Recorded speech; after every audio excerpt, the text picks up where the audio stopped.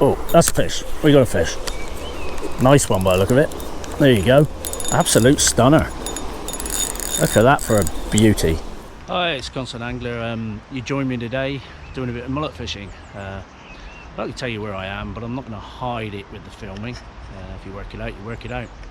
There's lots of mullet in the river system here that I'm in. So what am I going to do? Well, I've got some ground bait. I've mashed up some bread and I've put some salmon oil in it as an attractor. And what gear am I going to use? Well, today I've got my Cadence CR10 16-foot match 2. What do I want 16 foot for? I'm quite a ways down there where I'm fishing, and I need to get some control over some fish and my tackle. I need to mend my line, etc. So the 16 foot helps. Why does it say 2 at the end? Well, that's the power rating. It's not the most powerful they got, but it's not the least powerful. The 1 is the least powerful, the 3 is the most powerful, I think. But it's got a bit of grunt in it to bully a mullet. So you can see some boats out there. I want to keep it away from there. And the mullet go on really big runs. I partnered that with the Cadence CS10 reel and Drennan float fish, 4.2 pound I think it is. That should give me enough power to hold a fish. And then the float I'm using is an Avon style float of about 3 grams. As you can see, I've put some locking shot about 2/3 of the way down, and a telltale split shot or indicator shot with a Drennan, I think it's Drennan Cop match hook in size 8. And I'm going to put some bread flake on that. The current's very fast at the moment, so I'm not anticipating much until the tide starts making, and then hopefully things will slow up a little and we'll get a good presentation and catch a mullet. But we'll have a go for the minute until that happens anyway. Alright, so I've got some bread in the net, and all I'm going to do, this will be my ground bait, is just damp it, and I'll put it in my bucket, mash it up, and add something to it. In this case we're going to add some salmon oil. I'll show you that in a minute. Oh, let's tip that in there.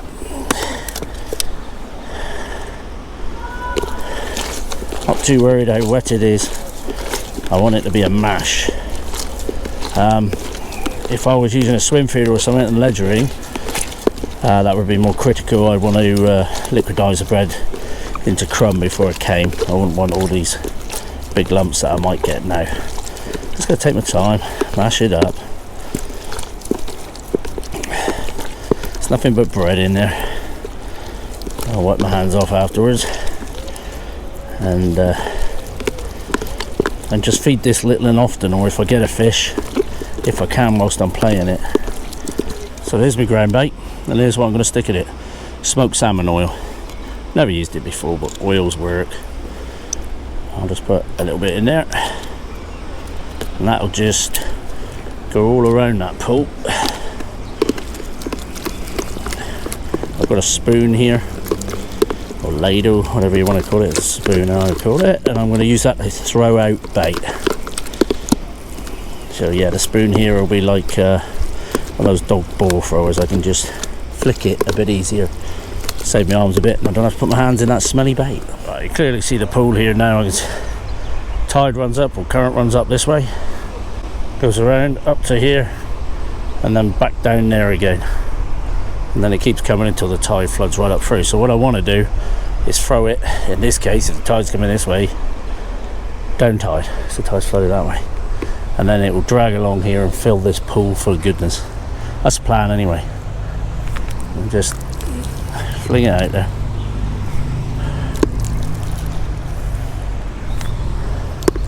Not worried about the old bit that's going down there, because I'll be fishing there later. I'm going to put a reasonable amount out now. You see, there's not too many big lumps. There's some floating around on the surface. They'll eventually sink, or a fish or a seagull or something like that will have them. That'll do for the minute. Just put some smell out there. We'll make some more up. I'm just putting some bread flake on. There's all sorts of ways you can do this. I simply just fold it over like that, pinch around the edges gently, reasonably firmly, and then pinch up above the eye of the hook, and that's it. That'll be quite buoyant. The more you pinch it, the less buoyant it gets, unless of course you trap air inside, which you can do by doing that.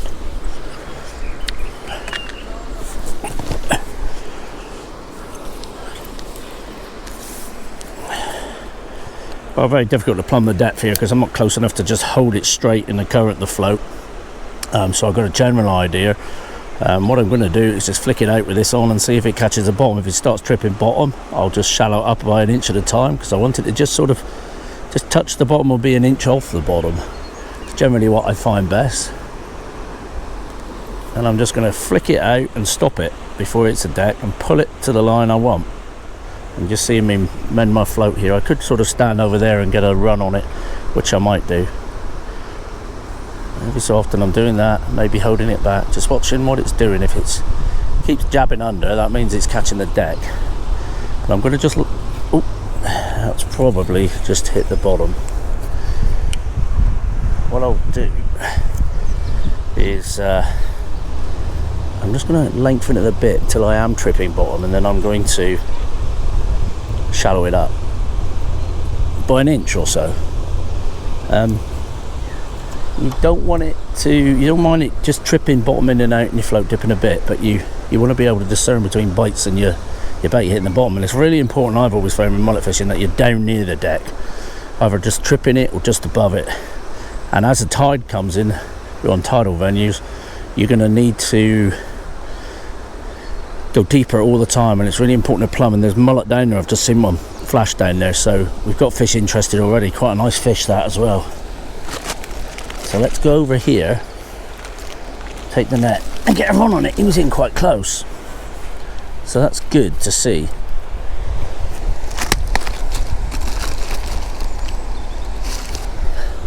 They're just flashing down on the edge of the rock line, so I don't want to be too far out. I'll use a smaller piece of bread this time. Obviously the larger the piece of bread, the more buoyant it is. I'll just flick it out here. We won't have to mend our line so much if we just pulling it into where I want it. And we can just have the bail arm open. Yeah, that's tripping bottom now. Oh, actually there's a fish right below it, but you can see I've got weed, so I'm definitely tripping bottom. So I need to shallow up. But yeah, there's fish along that rock line already. They've smelt that salmon oil, I reckon, and they're interested. Put my locking shot back on, it seems to have come off. A gentle squeeze. Take the silkweed off, that's what they're feeding on down there. Probably sitting through that. And the oil that has come from my groundbait. So hopefully I've got a large bright yellow top on that float, and my idea is that you'll actually be able to see if I get a bite if I zoom in. Can't guarantee it. It'll be quick bites if I get them, because there's quite a bit of current here at the moment. So often I'm just checking the float back. That's when you can get bites immediately after you've done that. Still going through too quick for my liking. You'd probably set up a ledger rod, fish that for the moment. May well do that. We'll see what happens. I'm expecting the float to go under now anyway. It's getting at the end of its drift, and I think it's coming up on the bank there.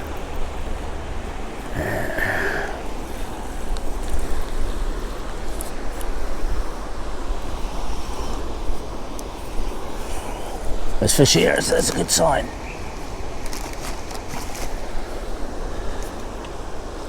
So I'm just folding it over, pinching it up around the hook eye.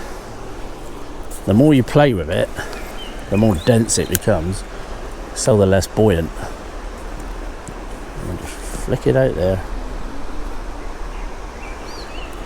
And you can see I've got my finger on the spool. Sometimes I cup it as well, so that I can make a good quick strike, but feed line out when I need to. I'm just trying to keep in touch with that float. Hopefully if a mullet has that, it will smack it straight under nice and quickly, and we'll be in. Just feed off a bit. Centre pin would be good here right now. Just going to hold it back a second. There we go. And it's gone under anyway because it was dragging the bottom. So I'm just fiddling with the depth. I'll shallow it up by about an inch at a time.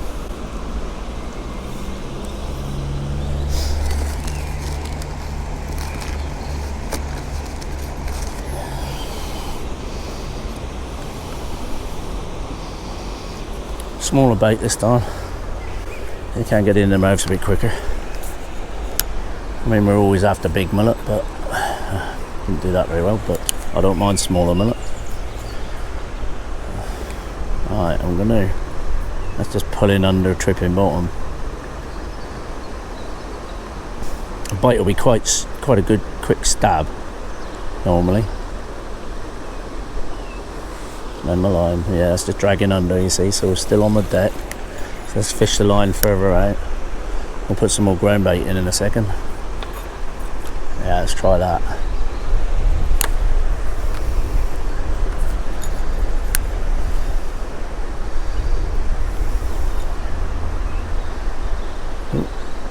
Still tripping bottom a little, go on there any point in there, I would imagine.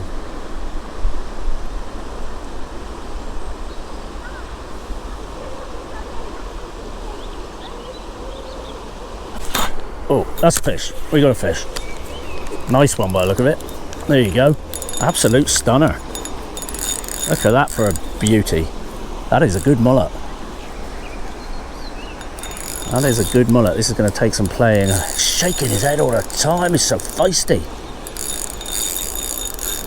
Blimey, I've got to keep him away from the boats. Yeah, nice size fish that. Let's tighten the drag a little. He's fighting in the current. Not a bad size, not huge, but a reasonable fish. All the same. Good start, eh? Beginning of May, and we're into fish already. Hopefully you can see this. I'm going to have to bring it over the steps here, which is where it gets hairy to land it. Even my long net. So I'm going to let him swim. I'm just jagging in the current now. Oh, they got such soft mouths. He likes this deeper water over here now. So we've done really well to catch that with such a dainty bite. I'm filming it the best I can with my chef camera. My buddy's not here yet, so I'll see what we can do. He isn't that big. He looked a lot bigger out there. They always do. And they first. Let's see if we can't get him up above the net and drop him back into it. There we go. He isn't bad at all. Happy with that. Well, that didn't take too long, did it? Let's take him over on the grass somewhere. Film him. That's a good mullet. I haven't got any scales to weigh him, but it's it's a good 2.5, 2 3/4 pound. Hooked right in the scissors there. You can see there's that size 8 carp hook. They're barbless, so yeah, you might lose the old fish, but look at that beautiful mullet. I wasn't really expecting them this early in the season, but yeah, good couple of pounds. Not a massive fish, but he went well, didn't he? Thrashed the boat to start off with there. So it's is it a thicklet? Yeah, definitely a thicklet, I think. Don't know, I've got to learn how to tell the difference better. It's been a while since I fished for them seriously. He doesn't want to. He just pooped himself. That's all that.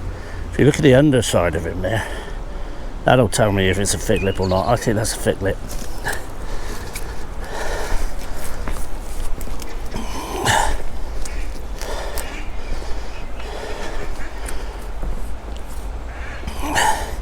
The other way, apparently, you can tell is the distance between the dorsal fin and the other fin. Yeah, I got a mullet, yeah. Alright. Only had a few casts, only just started going. He don't get here about 3. Yeah, he's coming, yeah. I don't know what time is it now. There you go.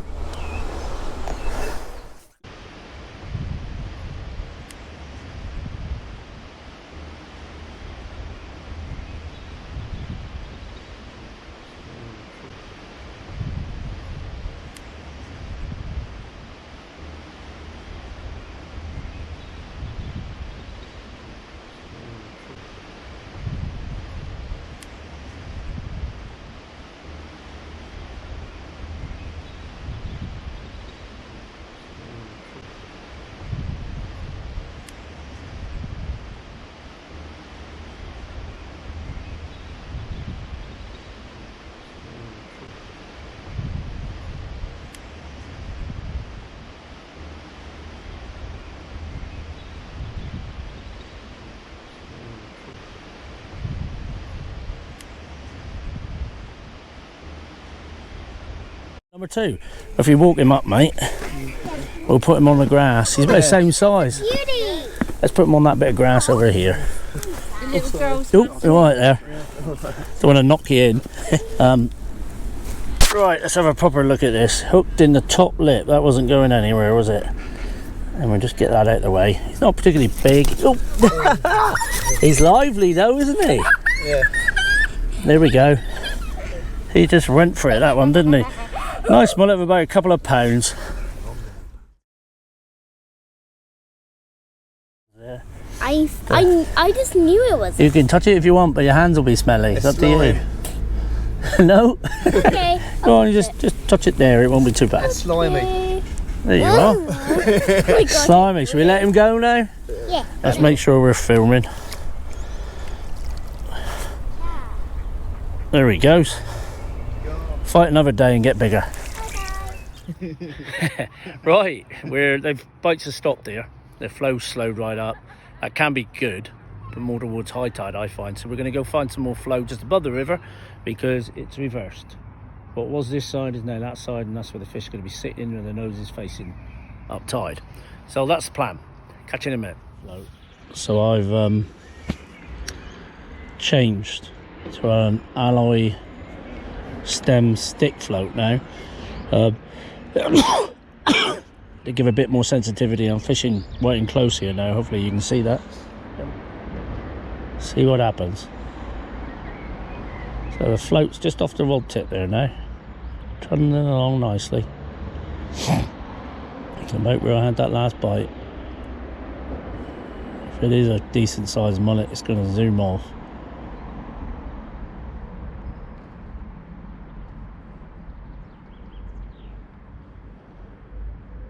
Yeah, got one. Yeah, you don't feel big. It's a reasonable one. Yeah, straight under with the float. Good job I changed. Oh, he's come off. Oh. Damn it. Oh, such fun when you hook them like that, but my drag was just a little bit tight. Mind you, I got it, I had it adjusted, so they just twist and turn like that. I do that, and sometimes the hook comes out, you know, the barbless hooks. You can use barbed hooks if you want, but it does less damage to the fish like this. Well, that's 3 fish hooked. Just a quick thump with a bite. It's the ones you want, bites like that. That's a reasonable sized fish as well. Good couple of pounds.